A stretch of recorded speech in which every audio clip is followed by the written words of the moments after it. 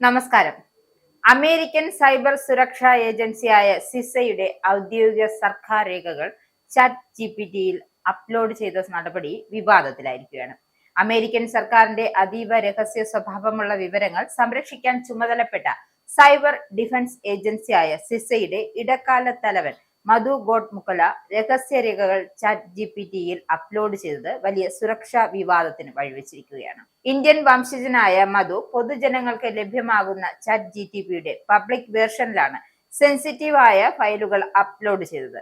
ഇതോടെ ഔദ്യോഗിക വിവരങ്ങൾ ചോർത്തപ്പെടാൻ സാധ്യതയുണ്ട് എന്ന മുന്നറിയിപ്പുമായി സൈബർ സുരക്ഷ വിദഗ്ധർ രംഗത്തെത്തി. സർക്കാർ നെറ്റ്വർക്കുകളിൽ നിന്നുമുള്ള വിവരങ്ങൾ പുറത്തു പോകുന്നത് തടയാൻ സ്ഥാപിച്ചിട്ടുള്ള ഓട്ടോമേറ്റഡ് സുരക്ഷാ സംവിധാനങ്ങൾ അസ്വാഭാവികമായ മാറ്റങ്ങൾ കണ്ടെത്തിയതോടെയാണ് സംഭവം പുറത്തറിയുന്നത്.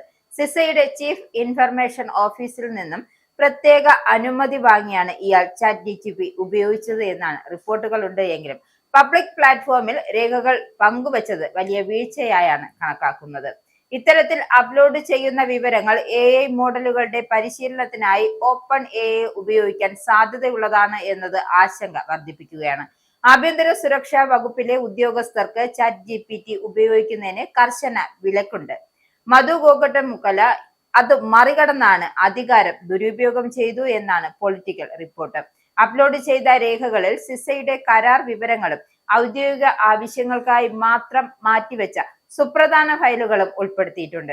ഏജൻസിയുടെ സൈബർ സെൻസറുകൾ ഓഗസ്റ്റ് മാസത്തിൽ തന്നെ ഇത്തരത്തിലുള്ള നിരവധി മുന്നറിയിപ്പുകൾ നൽകിയിരുന്നതായും റിപ്പോർട്ടുകൾ വ്യക്തമാകുന്നു.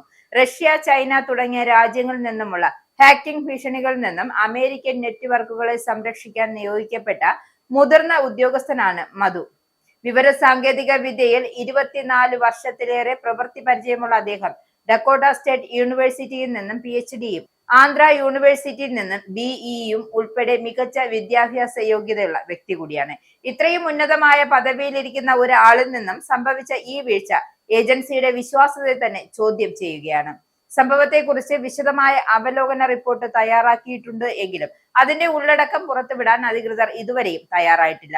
ലോകമെമ്പാടുമായി ദശലക്ഷക്കണക്കിന് ഉപയോക്താക്കളുള്ള ചാറ്റ് ജിപിടിയിൽ സർക്കാരിന്റെ രഹസ്യരേഖകൾ എത്തിയത് ദേശീയ സുരക്ഷയെ എങ്ങനെ ബാധിക്കുമെന്ന കാര്യത്തിൽ വലിയ ചർച്ചകൾ നടക്കുകയാണ്. സൈബർ സുരക്ഷാ ലോകത്തെ തന്നെ നടുക്കിയ ഈ സംഭവം AI സാങ്കേതിക വിദ്യയുടെ ഉപയോഗത്തിൽ പാലിക്കേണ്ട ജാഗ്രതയെ വീണ്ടും ഓർമ്മിപ്പിക്കുകയാണ്.